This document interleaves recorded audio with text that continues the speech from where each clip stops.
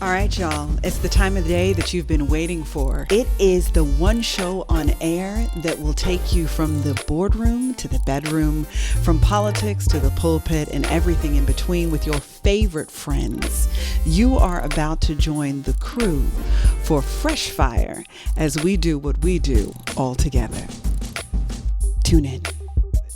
What's up, everybody? Welcome to the crew here on WHOV 88.1 FM or on all of our crew social media outlets. Mm-hmm. We in the house, y'all. What's going on, everybody? Y'all doing all right? We are good. Chilling? We are good. Trying. Listen, this show today, I almost want to get past this introduction so we get to the show. Let's just get it. They know who we are. They know exactly. They know who we are, but we got to give them some information because Tom, we had some things to say in bonus content that they not gonna get here on the show. No. Can you tell them about the bonus content, Tom? Don't go to the bonus. So the yes. So look, on Mondays, whatever. On Mondays, we are going to be releasing bonus content because we want you guys to see, kind of get a glimpse and a peek behind the curtains of how we really interact.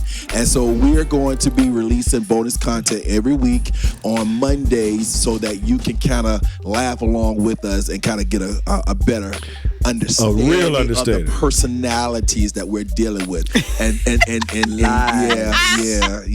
how the sausage is made, and who's making the sausage, and who needs the sausage, who needs therapy, who fried the sausage, who sliced the sausage, who need to be on time, who needs to be prepared. You can't rush perfection. You gonna get a true sense of how the crew is done. Yeah. We're gonna put it all out there. So you need to check that out on our social media outlets. This is not, if you're listening to us on the radio, you ain't gonna get the bonus content. Nah. We need y'all to go to the social media outlets. And they will know how much we love each other, though. They will. They'll know. They'll know they like some puppies. Yeah. And we can make this promise. You will not regret it. Oh, no, you won't. No, you won't. Will not regret it. Yep. You will be like, oh, I can't wait till next week is coming to see what they're doing. Yeah. Yeah. It's that kind of stuff. It is. It's real good. It's real good. Okay. So check that out. Bonus content, all that kind of good stuff. Because the topic we're coming to it. Yes. We coming to it. It's hot and smoking. We're coming to it. But let me do my shout outs before we go to break. So obviously we got to give a shout out to Sia. She's not with us today. Doing her thing. Day job, if you don't know, Delegate Marcia Price. She's not here, so shout out to her. She's handling her business. Mm-hmm. And let's give a shout out now to our producer extraordinaire, Jason Covington. One of these days we're gonna get him in front of the camera. Yes. We are. What is that going? What's it gonna take to get him in front of the camera? What you think? I don't know because he does like behind the scenes or whatever. He do. But it got to be a real. It's got to be a top. Yeah, it's got to be a top. He just feels like, you know what? I got to say something. I got to say something on air about it. You might have to call Michelle though. Yeah. If Michelle involved, he'll get in front of the camera. That's all it takes. Yeah, he'll get in front of the camera. He's soft for his woman. Yes, he is. All right, look, we're going to take a break here. We got lots to talk. Y'all know who we talking about today. That Katt Williams. Katt Williams, bro. We're going to talk about it all. We'll take a break here. We'll be back on the other side. This is The Crew.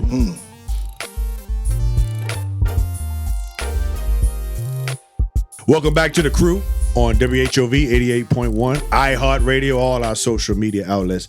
Now, for those who don't know, Anton, you're the content creator of the show. You're doing a fantastic job, right?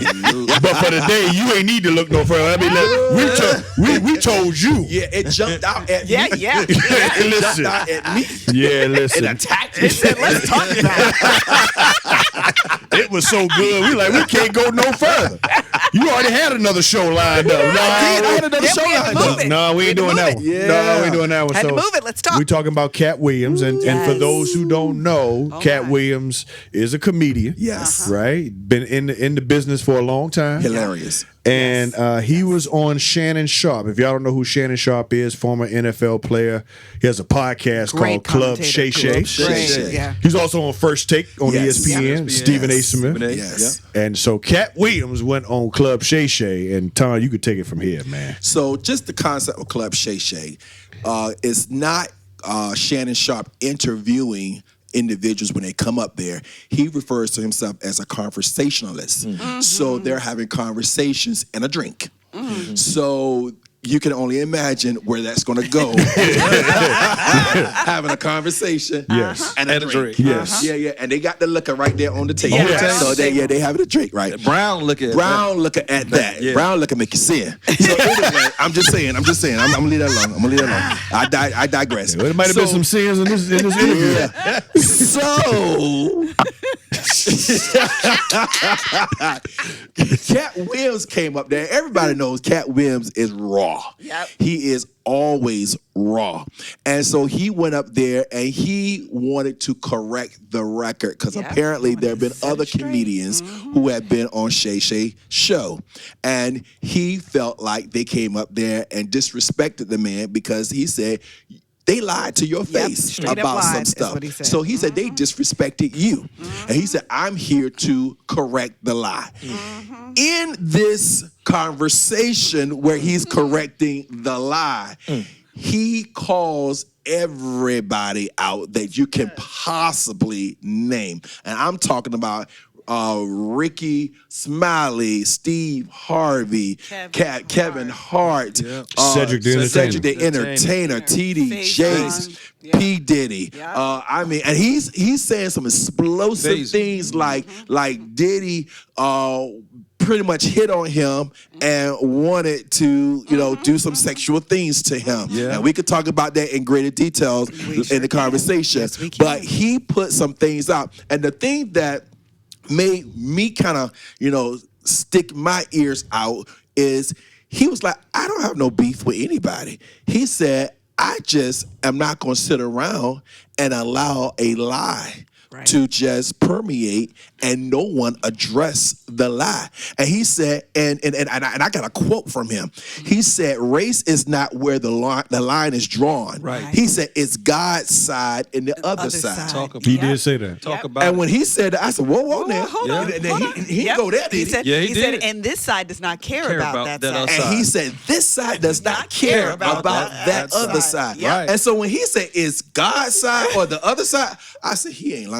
Yeah. I said, he done gone there. Yeah. I said, it got serious now. Yeah. That makes it serious. It got serious. And then I said he bucked up. Yeah, he did. He did. He bucked up. Yes, he did. And he said, he has gathered 30 years of secrets. He said, I paid people to give me their secrets. And he said, in 2024, he said, all the deviants, he said, will catch hell in 2024. He said he's exposing everything. And he started listing them by name. Sure did. And that is when I said, okay. Yeah, he put it out there. I said, okay. He definitely put it out there. I said, okay. He did say God's side and the other side. Yeah. As he was sipping the yak. As he was sipping the yak. He was sipping the yak. For the stomach's sake, yeah, for the stomach's sake. So Al, you saw it in the conversation. That's yes, the conversation. That's what we're going to call it. What stood out to you, Al? Well, first of all, I think, so I'm, and no judgment against those who are cussers. I'm not a cusser. So a lot of times there's certain comedians I don't listen to very much just because it's like ketchup. I don't mind a little salt and pepper. Right. But sometimes when it's just like ketchup, it's just a little much for me sometimes. And that's not because I'm a prude. I just prefer not to. So I don't listen to Katt as much as a lot of my peers do, friends do. But it was very interesting to me to listen to how thoughtful he was about what it is that he said. Yes. I also greatly underestimated his level of intelligence. I didn't think it wasn't that I didn't think he was intelligent. Right. That was not the issue. So that's not to be insulting in any way. It's just that sometimes you think somebody's smart, but you didn't realize that they were brilliant. So there are certain things that are missed when people are in what feels more like the caricature of themselves, the person that we know from the celebrity perspective, but then when you sit down and listen to them in a conversation, you're like, oh, snap. And most comedians are very bright individials because you have to be able to pull so quickly from so many things to be able to relate to an audience. Right.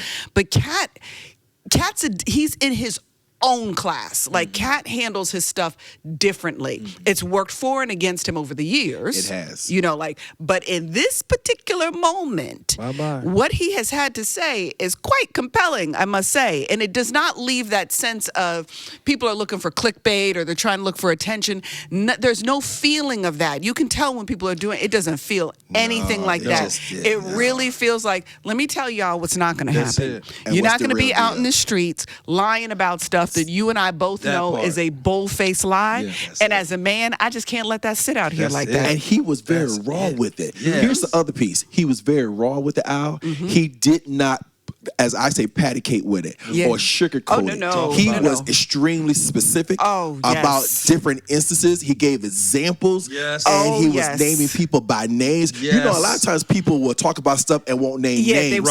No. He was like, there was no gray area. Because basically it's like, sue me if you want. Say something. Right. Say something. Because you and I both know I'm telling the truth. Because you know I'm telling the truth. So and I ain't worried about you. He said, I dare them. To come say something. I dared them to say something. And he called them by name. And he said in almost every one of the things that he has to say, there are hundreds of people who can vouch for what it is that he said. And he said, they may talk crap about me when I'm not in the room, but when I walk into the room, they put their heads down because they know two things. I did not do what they did to have to get there, and there's nothing that I'm saying is a lie. So like, he was handling it in ways that those of us who are out here, we have to say, that looks like a credible witness. All right, he went deeper. Hold on, Kat. He went deeper. Because he said, and by the way, y'all ain't got nothing on me. That was the part that I was like, he said, y'all try to paint me to be this drug addict. And all this, he said, but you didn't find nobody. He said, you won't find one person who's ever seen me participate in anything. He sure said it. He said, you ain't got nothing on me. Let me play the other side. Just play it. For the purposes of radio. For the purposes of podcast and radio. So we don't know. We heard Steve Harvey's side. We heard Said's side, Kevin Hart's side. Now we hear Katt's side. Why do you think so many people are quick to believe Katt's version of the story? It was so real. So you don't think Steve's version was real? No, I don't. You don't think Steve's version was real? No, I don't. You don't believe me when I say I don't? Okay, well, I don't. So why don't you a prosecutor? You a prosecutor? I'm just saying.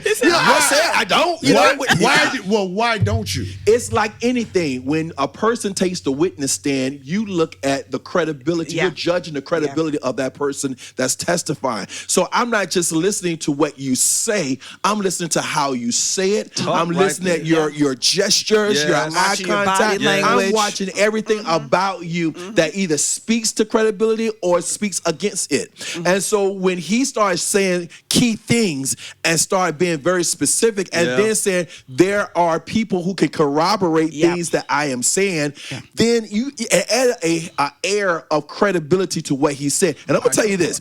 People are very, very, very careful now about actually putting things out there and calling people by names because no one wants to get sued. That's exactly right. People are quick to sue people now for defamation. We saw it with Cardi B and we saw it with other people. People are quick to sue now, and you may not have a dime to your name. They just want the satisfaction of being able to embarrass you and to be able to prove that you are a liar to the public. He called every last one of these people out, and guess what? You ain't heard nobody said nothing about no suit. If anything, all they said was, no, that ain't true, or you don't want this smoke, or whatever. That's it. Some little general blip. I wanted to say, you need to go sit down somewhere because you right now ain't looking good in the public's eye. Because he called some specific things out about people stealing people's skits, like Cedric the Entertainer. He called out Ricky Smiley about him trying to lie about him being Money Matt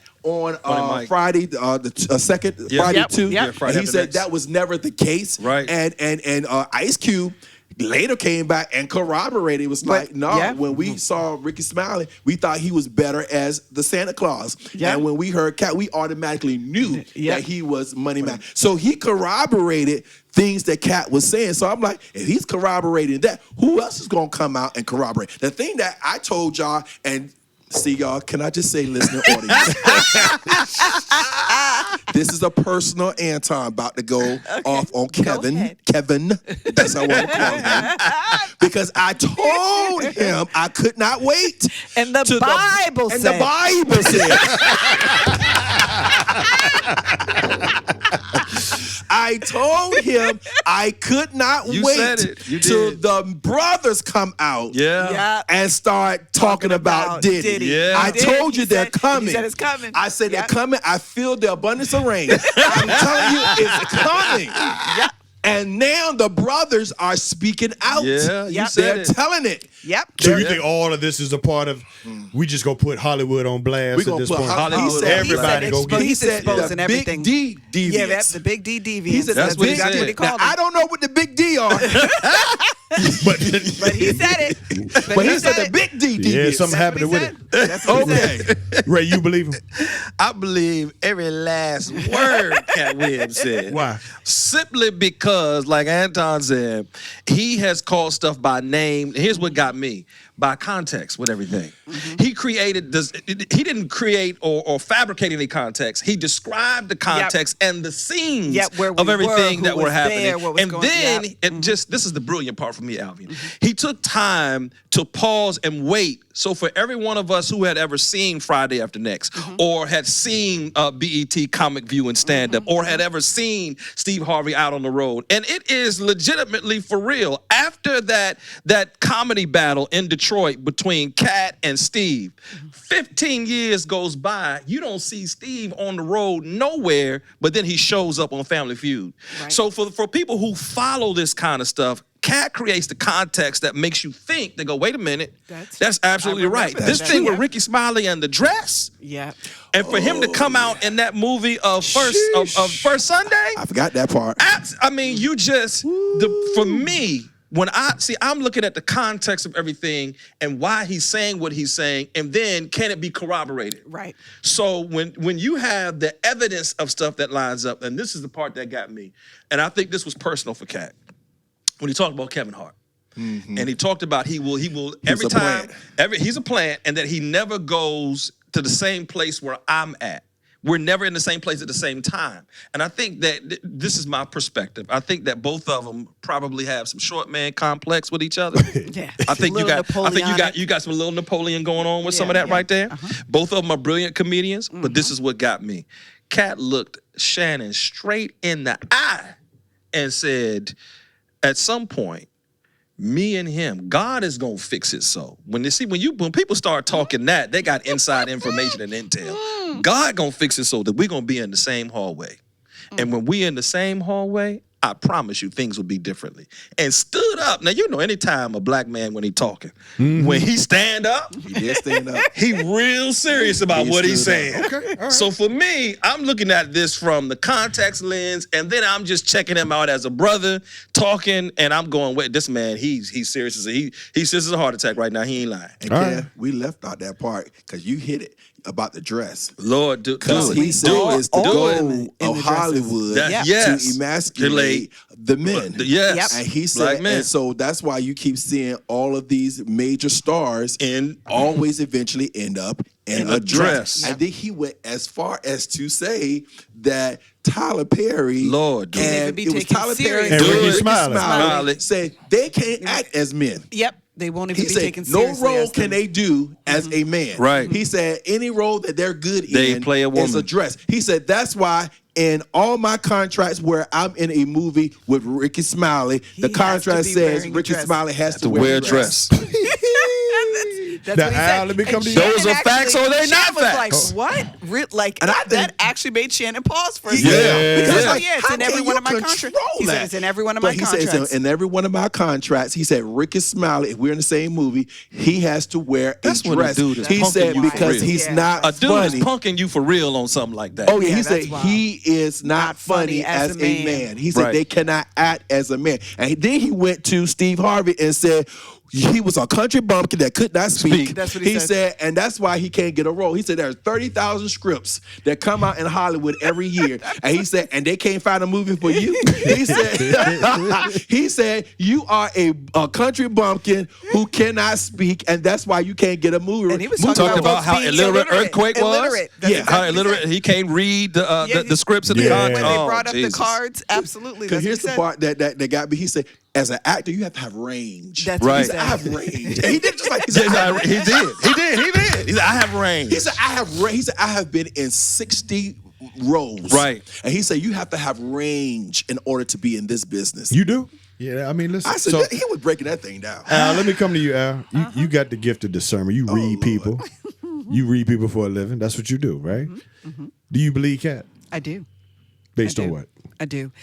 So I think that when you tell a lie, a lot of times you have to avoid specifics in order to make sure you don't get caught up in your lie. So most people, if they're going to lie, they try to keep it general enough that they can retain the lie. And it gives them wiggle room for the inaccuracies.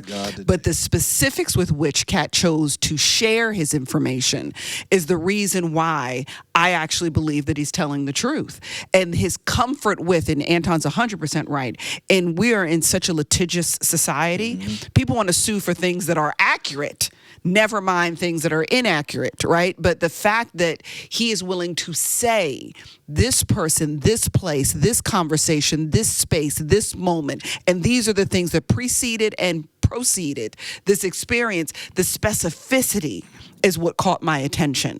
And he was so comfortable with his truth. So if nothing else, even if there are some inaccuracies in what it is he said, because we're all human, we all look at things through our own lenses. Some of those things were years ago. Absolutely. Yeah. So there may be some inaccuracies in what it is he said and some perceptions, but we all hold those. I think the basis of what it is that he's saying is rooted in truth, which is why he was so comfortable and so comprehensive in what it is that he had to say. I mean, that interview was 3 hours long. I'm about to say, yeah, it's 3 hours, almost 3 hours long. People like to be quick when they're lying. They want to get it out real quick and be done with it real quick. Yeah. He took his time.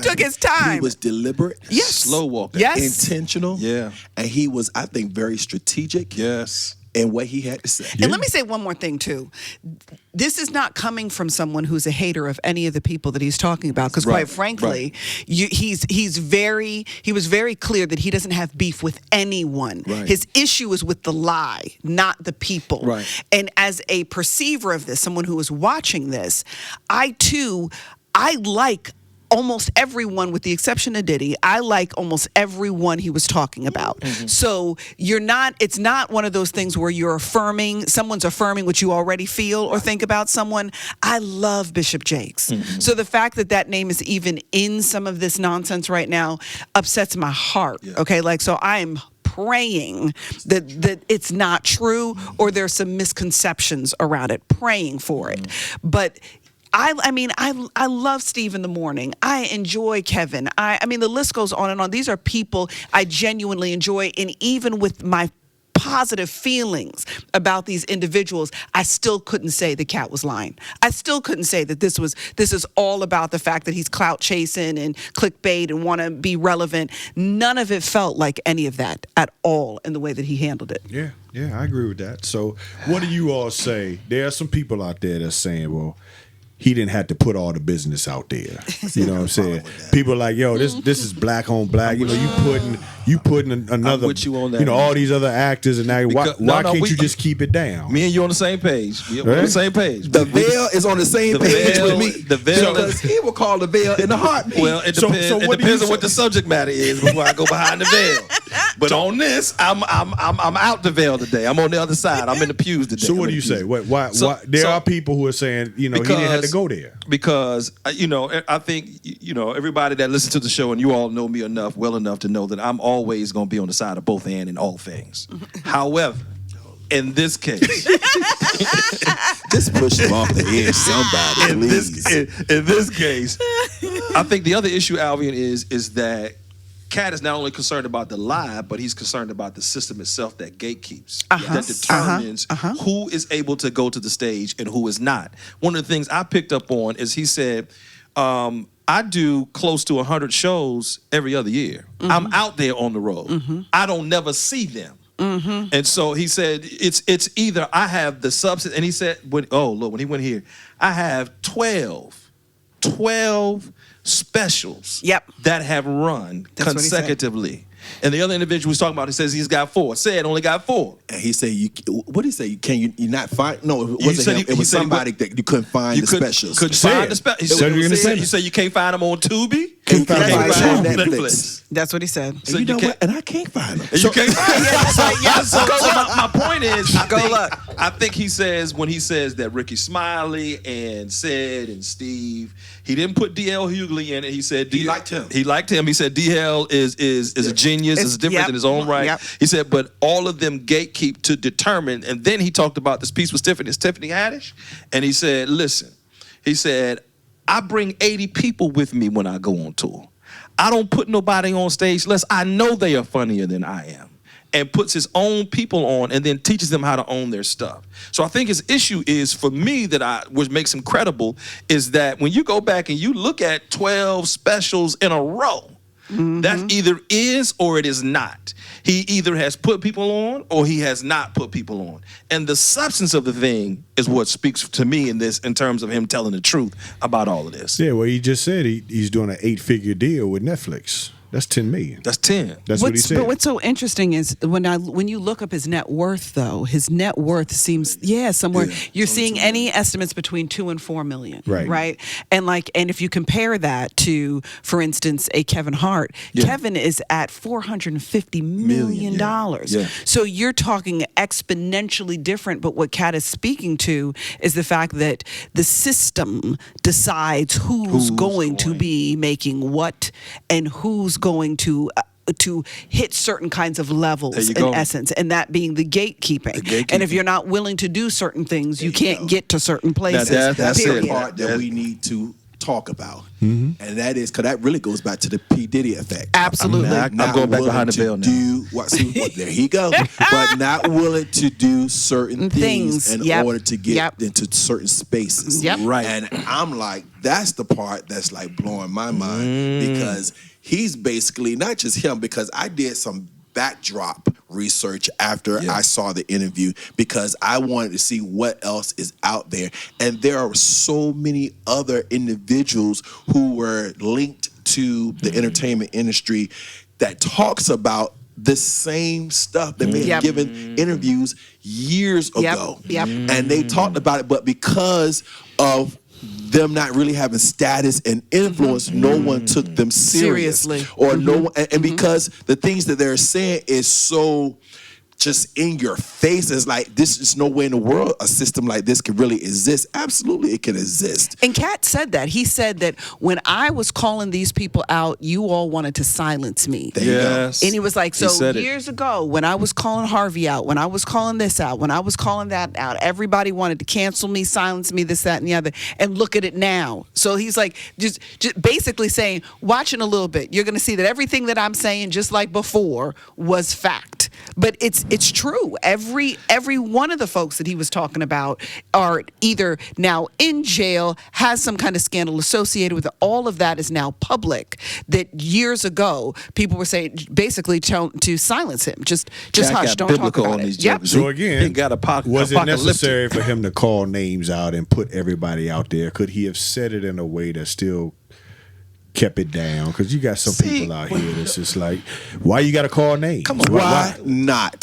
Because you know what? Because I am a minister of justice as a prosecutor, okay? Do it. And so I expose it all. I don't care. Because here's the reality that you have to understand. If you allow a system like that to exist, it can only exist if it can stay silent, like a cancer. Come on. Yes. And if you allow a system like that to exist, somebody's child it's going to get caught. It's going to Guaranteed. get punked. Somebody's young girl, young boy is going to get punked. Yes. And it causes all types of mental and psychological issues. That's why you're seeing all these people on drugs. Yeah, have you noticed, y'all? There's been so many young stars dying at 19, absolutely. 20, Absolutely. 21. Absolutely. I mean, these reality stars and these TikTok stars and all that, they're dying. What do you think is going on behind the scenes? Right. How did they get millions of followers? What did they do to get to that level? And not being able to handle it. Yes. What was the price? trauma that's associated with it. And Katt said 60% of Hollywood are alcoholics. Yeah. That's one of the things that just like that just fell out of his mouth. But a lot of that is when we start using drugs and alcohol, we're generally trying to medicate something. We want to suppress something. We want to avoid something. So when you're seeing the pervasiveness of that in Hollywood, the same way you see it in some of the hardest hit, most impoverished areas in our nation, both entities are just trying to medicate away the circumstances. We look at it in one way when we're talking about poor people of color. Now they're practically criminals, and you know, like savages so we absolutely demonize it there. But when Hollywood does it, we're thoughts and prayers and positive vibes go out to so and so who's in rehab for the 19th time. You know, like it's just it's handled so differently. You know, we're so looking forward to you. Look so great coming out of rehab. We're behind you. But if you had that same conversation with someone who was negative $2 in worth, you're talking about, you know, we need to do better stuff with these people. These people need to figure out how to support themselves, and we choose how we want to apply justice and morality based on our own judgments of who's worthy and who's not. And the same thing is happening in both places. Both are self-medicating to avoid the traumas that they are experiencing. So I'm 100% with you on the fact that when we're seeing these young people dying and struggling with these addictions, there's something to be said for that. Absolutely. It is. Something to be said for that. It is. Now, I would tell you, for me, I like you, Al. I hadn't followed Katt Williams like that, right? So I don't know a lot of his. I didn't realize how successful he was. You know, when he was talking about the Netflix specials and all the stuff he still has going on. But when he was naming names and doing all that, that's the clickbait. That's what people gonna gravitate to. I was more interested in the why, and he kept coming back to the why that I think applies to us, which is what I want to hit on for a moment. He came out, Ton, and said basically the reason why I'm saying all this is because they're cheating the craft. You know what I'm saying? Like, I'm the one that's still writing my own content. I'm still out here doing the work. I'm still out here grinding on tour. And then you got other people that want to cut the line and do it all, and you ain't grinding like me, right? And I see us in our respective professions and how hard we have had to work to get to where we are, to try to see some other people try to cut the line. Do it. And you know we got them in every profession. People want to cut corners. They don't want to put in the work. They sloppy at their work. And they trying to get shine and all of that. I want to talk about that. Because I think that's the part for me that connected to what Katt was saying. Because, Tom, you got them in your field too, man. They're in everybody's field. So the question is, what will you do in order to get to where you want to get? Correct. Right. What are you willing to do? Or who are you willing to do? Versus the one who's willing to put in the work. Yeah. You understand? And guess what? And that has no gender basis to it. It does not. Because men will give it up just as quickly as women will give it up to get where they want to get. I never thought I would live in a day where I would hear that men will sell their souls out for $1. Katt called it a virgin hole. He said nothing's coming to this. You look at Hollywood, you look at the rappers, I'm just like you look blown at away. entertainment, and basically what he's saying is anybody that's on that A-list, basically there's some no form or exception in some form of fashion. Then got they booty warriors. Something happened. Something happened. Something happened. Something happened. He's not specifying exactly for each person, but he is saying that there was a cost. There was a cost. There was a cost. And he was unwilling to pay that cost. Absolutely. He maintained his integrity. That's what he said. The reason why I think he went so hard after Steve and Sid and all them, because he, to the point of the gatekeepers, but he felt like they ain't grinding. And Ray, listen, man. Do it. You come after the veil. Y'all come after the veil a lot. but some of it is justified. It's legitimate. Because you got a lot of people in our profession that ain't working. They ain't in it for the right reasons. They want the shine. They want the cars They and the don't even clothes. write their own sermons. Correct. We They'll just go watch ahead and other people's they'll watch sermons. other people's sermons. They'll go on YouTube and steal somebody and else's. plagiarize it. That is and- exactly right. And that's what he was saying, said the entertainer, and Steve Harvey were doing. Absolutely Steve Harvey stole correct. Mark Curry stuff That's what from he said. hanging with Mr. Cooper. Hanging with Mr. Cooper. Said stole Yeah. his jokes. Right. Right. And that's why he don't have respect for them. Yep. Because they ain't grinding. They ain't putting It's in the not work. your There's original something to be stuff. said for an individual, no matter what profession they are in, that puts the work in and then respects the craft itself. Just like when we hear people that would say, you know, I hate to use this kind of analogy, but, you know, don't hate the player, hate the game. Well, in each craft, there's a game to be played. And you have to put the work in if you want to play the game the correct way. What struck me out about Katt, is when he talked about, he said, Shannon, when you lined up against the Dallas Cowboys or whatever team you were playing against, you weren't friends with them guys. Right. And he talked about this. He said, you're not going to let somebody that's taking performance-enhancing drugs Right. to talk about who the greatest is in their field. That's exactly and what he they've said. cheated their whole way. Uh-huh. And so you have a whole lot in all industries and professions of people who take a lot of performance-enhancing drugs. And I don't mean it in the actual physical sense. I'm talking about cheating the process is what I'm talking about. And it, particularly for you and I and our profession, too many people cheat the process where they can go pay $1.99, get their bishop certificate and their degree and stuff off the wall. And I have no problem saying this. If I see one more 21-year-old bishop, I don't know what the heck I'm going to do. I was 50 before they even thought about considering me. So my point is, there's a lifestyle that's got to be lived. There's work that's got to be done. And I could say some other things, but I'll just say it this way, and I won't tell you what setting I said this is until after this happened. In a different setting, I said, we're not going to have any more ignorant preachers. Because we're going to make sure people are learned enough to rightly divide the word of truth. Because of what E. Dewey said, I don't know if you all heard this or not, but E. Dewey said, if a mortician or a lawyer, if you mess up and are guilty of malpractice, somebody might get jailed for life. If a psychologist does so, they may be on medication for the rest of their life that could cause an issue. If a preacher does not or becomes guilty of malpractice, you can die and go to hell. You can, but I don't think. Which one is more potent about why we got to be on top of our game and our stuff and get rid of the people out of the profession, which is why I like what Katt said. All of them getting ready to be exposed. Oh, he said every last across one the of them. board.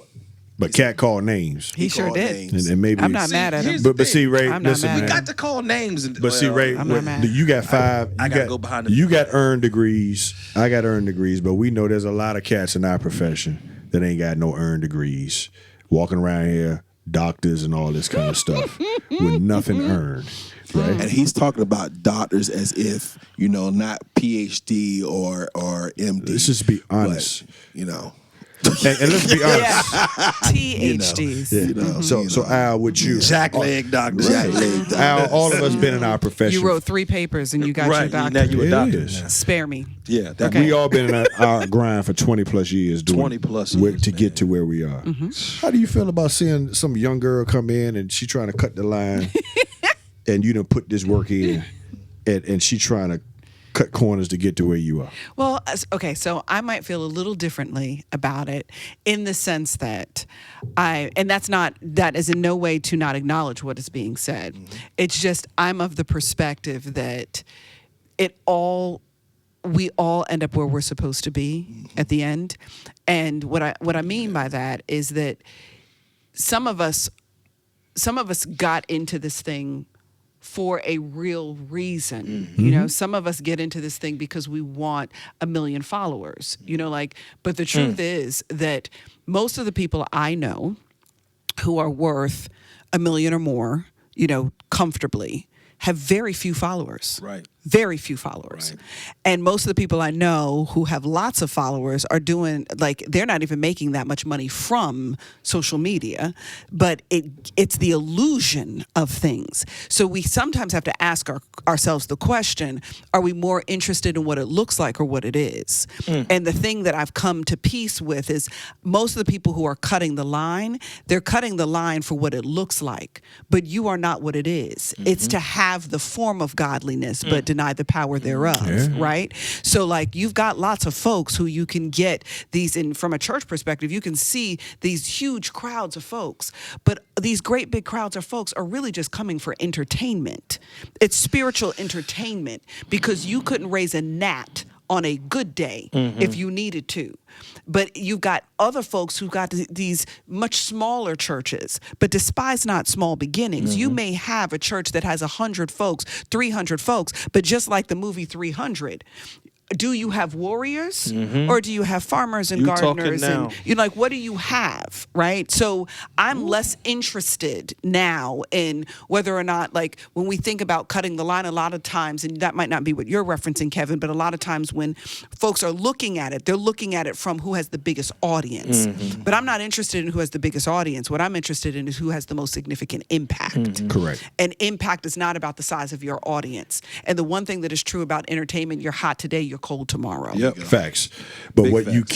you can't get to maximum impact without a process. Oh no, there's no And I question think about that's that. You've got to do the work. And as I'm talking to my kids, and I notice with a younger generation, like when they come out of school or what they want to start as 6 figures. 6 figures. They want 6 They figures. want to be the president. Yeah, They and want- know nothing. And they ain't That been goes through no to the process. show that we started with entitlement. Okay, There's no which we are coming process. back to. We'll come back We're to coming that- back to that it, but that's entitlement. that entitlement thing. Yeah. They want to Generation do of nothing. me. The generation of me. But that's what happened because we were talking about the gentle parenting. And let me be clear, y'all, for those of you who might have been a little offended by my gentle parenting statement. you ain't gotta I am not saying that we should perpetuate trauma with our children by being unnecessarily brutal, harsh, unkind, or scathing. That is not what I mean. But I'm talking about we have gone to a place where we bubble wrap our children. Thank and you. they can't handle what's happening in the real Thank you. world. And everybody now needs a therapist and a doctor and Thank you. Xanax and everything else in between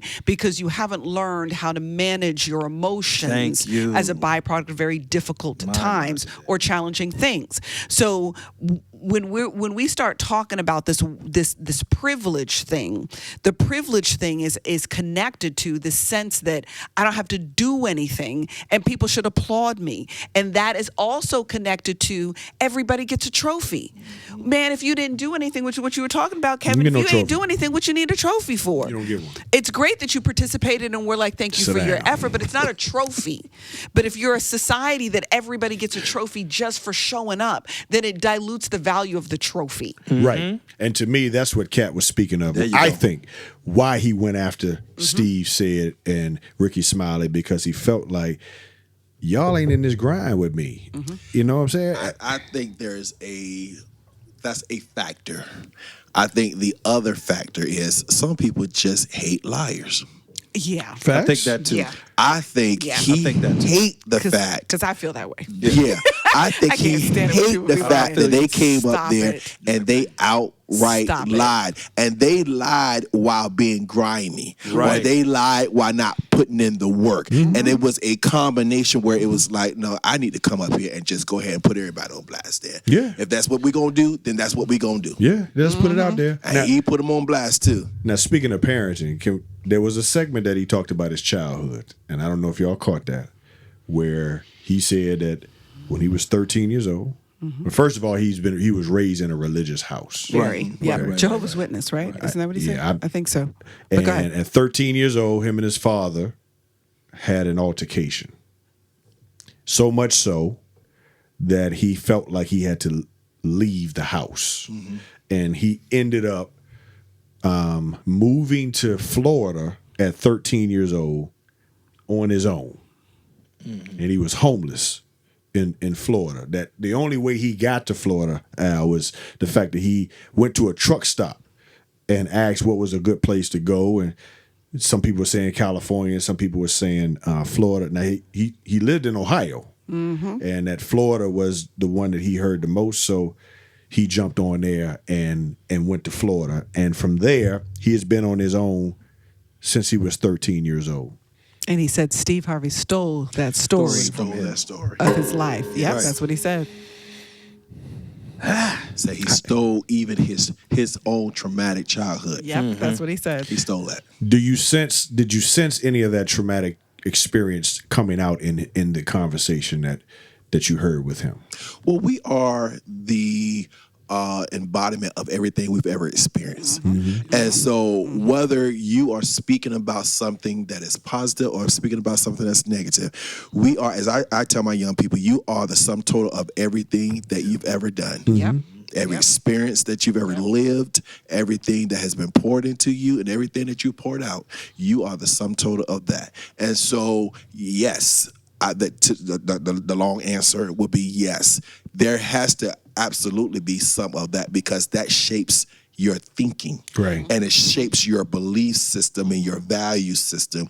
So if you can't stand hypocrites, come on. If you can't stand liars, if you can't stand people who take the shortcut when your journey has been long and has been very rough and very tough, then yes, you are going to be more, you're going to be more, I'll just say there's going to be a propensity for you to speak out to expose wrongdoing. Like, I can't stand injustice. It's a value for me. People think that's just my job. No, it's actually a value system for me. Right. So I can't stand bullies. I can't even watch movies where they're bullies. I just can't do it.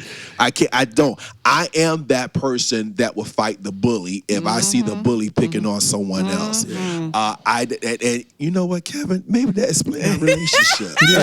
I knew that was coming. Oh my God! What you guys cannot see I just got a revelation. I got a because you the bully. No, because you the bully. You can't you see be our trying to mess with Jay, and Jay, our little brother, and I jump in and I have to beat him down because he be messing with Jay. And so you know what? I just got an epiphany. Oh wow! Edit that part out the show. This is a therapy session. Edit that part out the show. For the record, I don't bully. Radio can be therapeutic, isn't that? Yes, I don't bully. Jay knows that. Yeah, whatever. I just speak truth. And he saw it on his face. I saw it on his face when I was going. I was like, oh wow. What am I?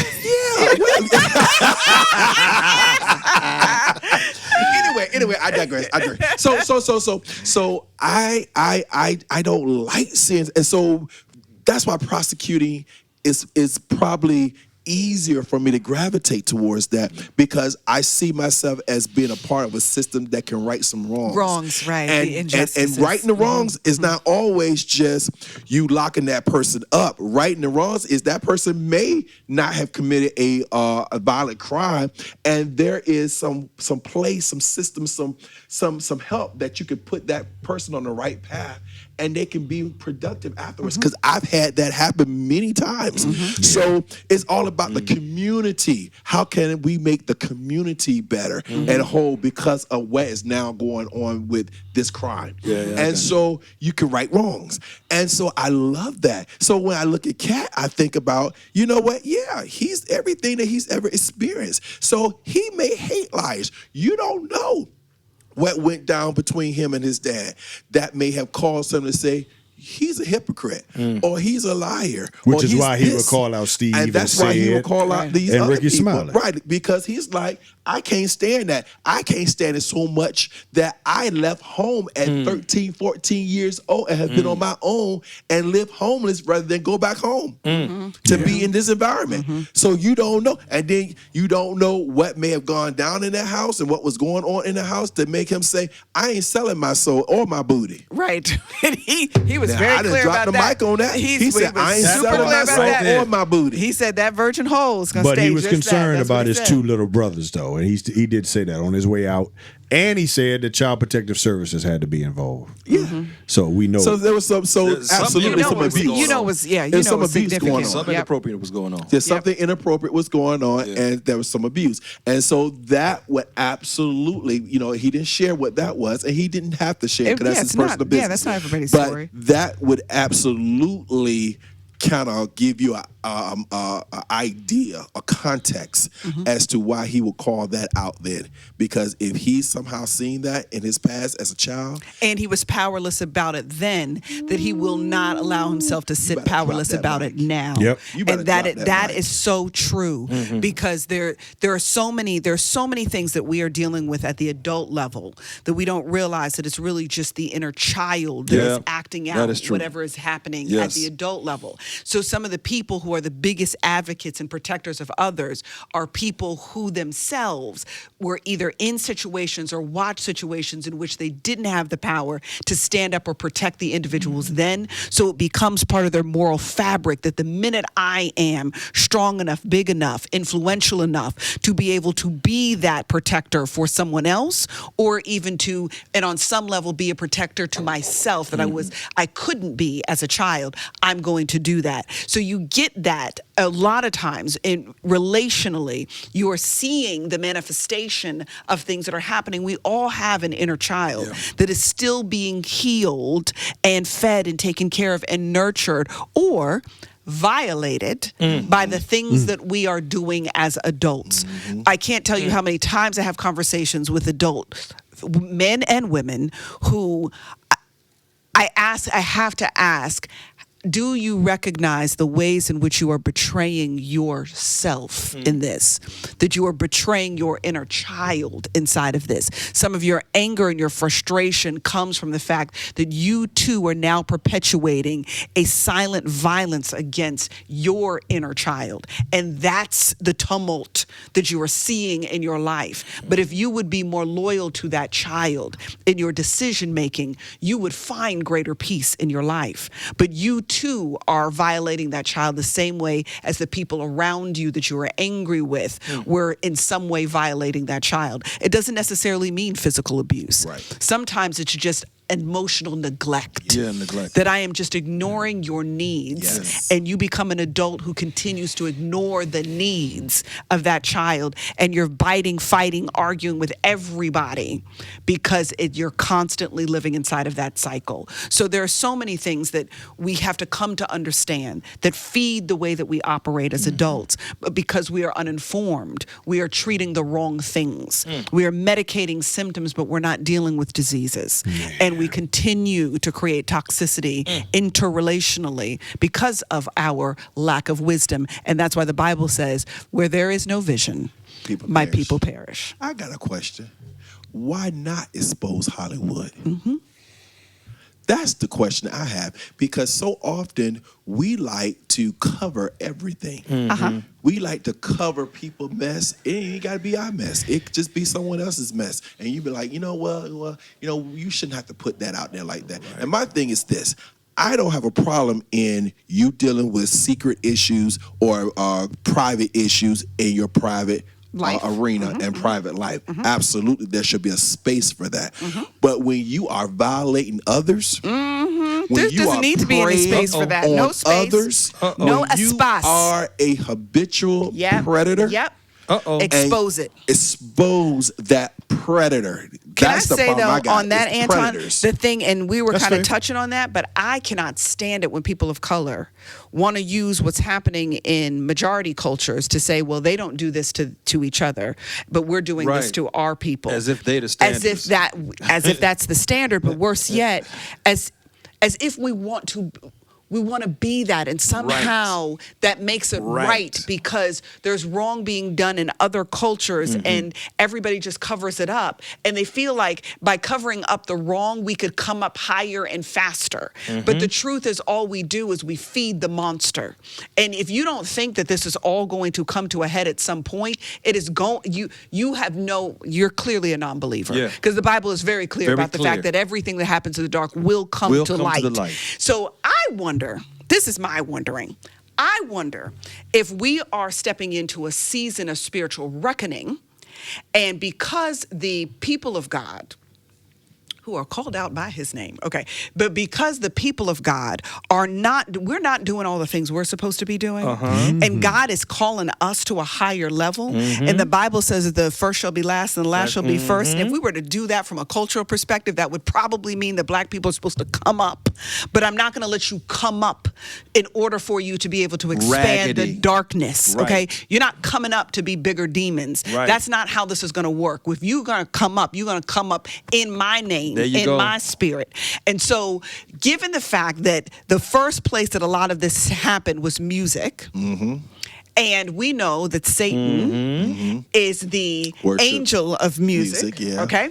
That everything was designed to be able to praise God in the first place. That was what the gift of voice was supposed to be. So would it not be possible, just maybe on some spiritual conspiracy theory here, that just maybe the reason it has started with, because this is just the beginning, but the reason it has started there in our community is because I am going to raise up and take down everything that does not align with my name. So we might see in our culture that all of a sudden gospel that was considered one of the secondary, not so important things, you'll see that the music of God starts to come up and the music of the world starts to go down. That the talent that was given and authorized by God will finally have a space for it to sit front and center in its platform where it rightfully belonged, but it will only be possible for the people who are actually living the way that you're supposed to be living. It's not about perfection, but it's about the fact that you can't be worshiping the devil in the way that you're living your life and expect to still have this platform, and that everything else will just start to happen from that space, because praise is what that ushers in the presence of God. So the first thing I'm going to do is I'm going to deal with the corruption and the demonic spirits in the places of praise. I'm going to give you good Bible context for that. Judgment begins in the house of God. So you've got to get the character that should be there. You got to get the clarity that should be there. You should get the purity and the lifestyle that should be there before that raising up comes. So there's a lot that's happening in all of the different sectors that are around the house of God, if you will, so that those things get cleared up first. So whatever comes out is going to be of a pure strand. That is tested by fire. That and the fire is hot. It is hot. You brought up another show, though, because when you said how the minority wants to do some of the things that the majority culture did. Isn't that the sin of integration? Oh, look. It's the sin of... Look here. It is, but not only integration, but it's the sin of wanting to be like them. Yeah. Right? Yeah. So my idea of success is being like them. But that's the sin of integration. It's the very... We're trying to be like the very people that have oppressed us. Right. Yeah, but again, it started to unwind with integration. Yeah. Integration, if you talk to some of the elders in the community, they will tell you integration was not great for us. Really good thing for us. No. But let me just for context for those of you who are listening. Yes. Let me be clear. We are not at all suggesting separatism. Okay, that's not what we're saying. You're talking about people who all have family members of every culture. Okay, so that's not what we're talking about. We're talking when we look at the historical context of what integration meant in the black family, and the dismembering of the black family as a byproduct of integration. That's what we're speaking to. We fundamentally believe as believers that we are better together than we will ever be apart. Right. What we are examining is when that was manifested from a worldly, institutional perspective. We were on the losing end, and it continued to remain on the losing end as a byproduct of that, when you examine the foundation of what made our community strong. We were more connected when we had so much less. Yeah. And now we have, and I talked about it in the previous show, we have now the poison of prosperity and privilege, but we used to deal with the prison of poverty. But there have been trade-offs that have happened. It has not all been good for us. No, it's not. That we have, all money ain't good money. No. And at the price of what? Right. And it's cost us all kinds of things. And this is not to advocate for less for the communities of color. It's to say that sometimes we don't want to, and we should never be in pursuit of cutting the line. Right. That means our come up we need to come up from from the inside and the outside. Right. We don't come up by cheating like the next person cheated. Right. You don't come up by violating like the next person violated. You don't come up by oppressing like the next person. And I'm not talking about white people. I'm just talking about the spirit of oppression against those that you have the opportunity because you see them as weaker or unable to stand up for themselves. Yeah. That doesn't have anything to do with whether it's a race situation. It is a spirit that does that. Yep. Like he said, it's not a race thing. Yep. It's either God's side or the other side. Let me ask this question as we get ready to go. Do you think, I'm going to ask you, Kevin, I'm playing you right now. All right. Oh, Lord. Do you think, scary thought, do you think the church and how it does its business can handle the approach of Katt Williams and the way that he says what he says with such a direct veracity? Can we handle that? No. Anton? No, I don't. No. You can't even handle me. Talk about something you handle Katt Williams, and I am. I am. I'm nicer. Okay, I'm nicer. Because I am nice, y'all. Because real quick, in your example, that would mean bishops would have to call out other bishops. Now you're talking. Pastors would have to call out other pastors. It's not a member saying something about leadership. No. Katt is a comedian talking about other comedians. Well, that's why I asked the question. Leader to leader. So that's not gonna happen. It's not gonna happen. So. It's the veil that y'all hide behind. That veil. That purple veil. That purple veil. You'd be surprised what goes on behind that. Whatever. All right, look, we got to run, man. Whatever. I'm gonna leave it alone. Whatever. We out of time. Look, if y'all haven't seen, but I put it back in the chamber. Save it for the bonus content. Yeah. Okay. All right. Yeah. Listen, don't forget, check out the bonus content that comes out every Monday right before our show airs on Tuesdays. And look, we appreciate all of you checking us out. We like to make it fun, like y'all to talk about stuff, and we get lots of comments. So thank you all for your support. Until next time, be blessed and be a blessing to someone else. Peace. Okay, I hope you loved it as much as we did. Thank you for joining us for another fire show for the crew. Listen, you can catch us on YouTube, Facebook, Instagram, and any streaming platform that you're using for your podcast. Share with a friend, expand the family. Listen, we're trying to do this thing with all of you as often as we possibly can. We're looking forward to you joining us again for our next show.